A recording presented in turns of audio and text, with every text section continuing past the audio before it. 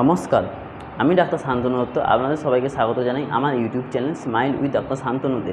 আজ আমরা জানবো দাঁতে কেন পাথর হয়। দাঁতের পাথরটা সাধারণত একদিনে হয় না, এটা বহুদিনের প্রসেস। আপনারা লক্ষ্য করবেন, খাওয়ার পর যখন আমরা মুখ ধুয়ে নিই তারপরে দাঁতের উপরে একটা সাদা স্তরের সৃষ্টি হয়।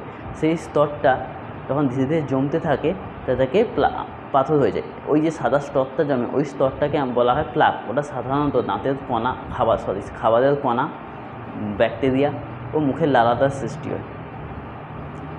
দাঁতের পাথর যেন না জমে সেই জন্য আমাদের কী করতে হবে। দাঁতের পাথর যাতে না জমে তাদের প্রত্যেক দিন দুবেলা ব্রাশ করতে হবে, মেনলি খাবারের পরে।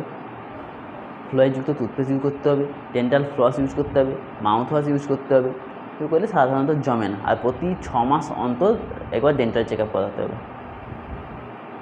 মাড়িতে পাথর, দাঁতের গোড়ায় পাথর জমে গেলে কী কী সমস্যা আছে। দাঁতের গোড়ায় পাথর জমে গেলে মাড়ি ফুলে যায়, মাড়ি থেকে রক্ত পড়ে, মুখে দুর্গন্ধ সৃষ্টি হয়, দাঁত হলে যায়, এইসব সৃষ্টি হয়।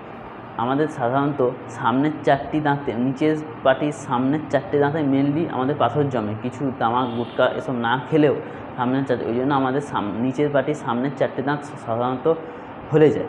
ওই জন্য এই দিকে আমাদের বিশেষ নজর রাখতে হবে। ধন্যবাদ।